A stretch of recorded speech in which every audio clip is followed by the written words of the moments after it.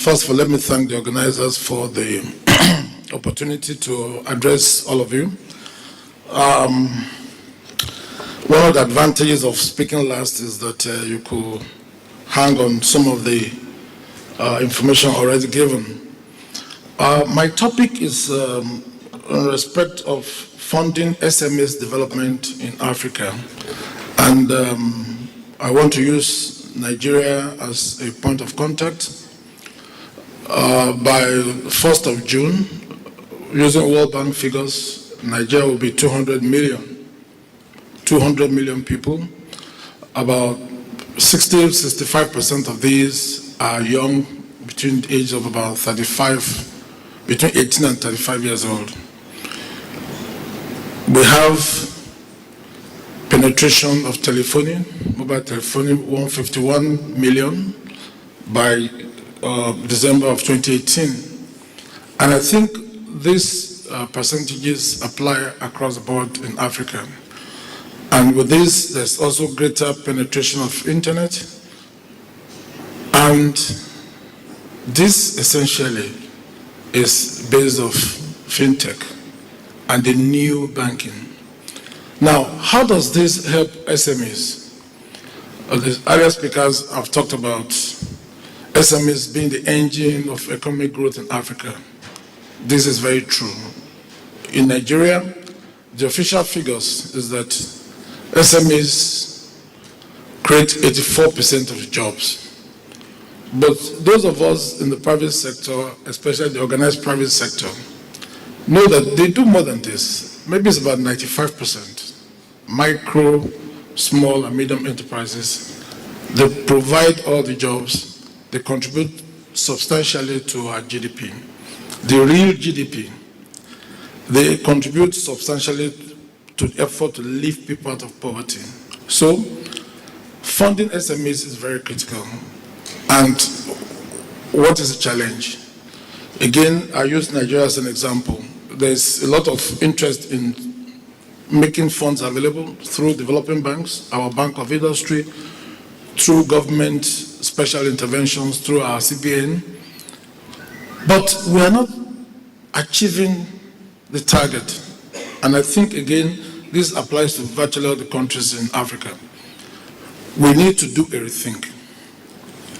I'm happy about the presentation earlier made about man and machine, the impact of automation on banking, the impact of technology on banking, man versus bank, man versus banker, and I dare say machine versus banker. I dare say machine versus process, the process of banking, the process of delivery of funding for small enterprises. We can change it. It's just a matter of we accepting the fact that technology has changed banking system forever. It will never be the way it was 5 years ago. And I dare say again that in 5 to 10 years' time, banking will have changed finally, totally. I'm not saying that's the end of banking. The banks will always be there. They've been there forever. But there'll be more emphasis on financial service. So how do we use this new thinking to fund SMEs? In Nigeria, we are pushing through the organized private sector, our chambers of association, we're pushing an agenda whereby there'll be more emphasis on services to SMEs rather than funds to SMEs. It's called finance leasing.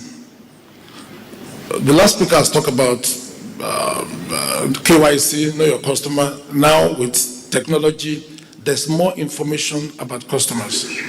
So with technology now, we could actually provide more services. If an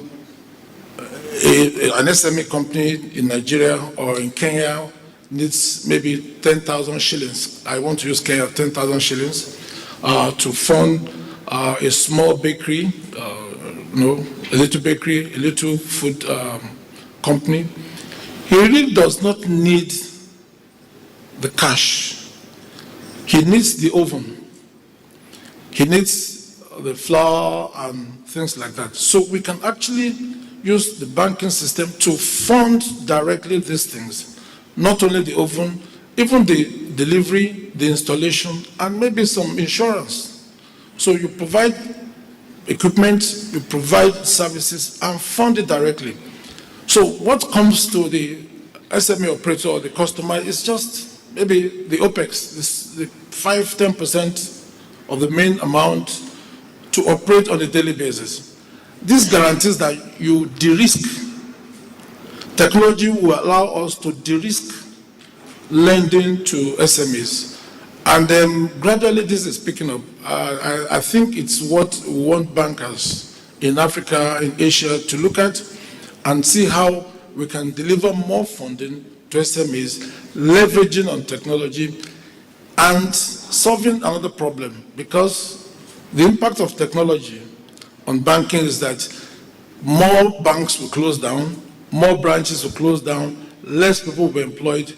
Those people can as well migrate to SMEs using, again, the opportunity offered by the positive impact of technology on lending. This, I want to urge that is the way forward.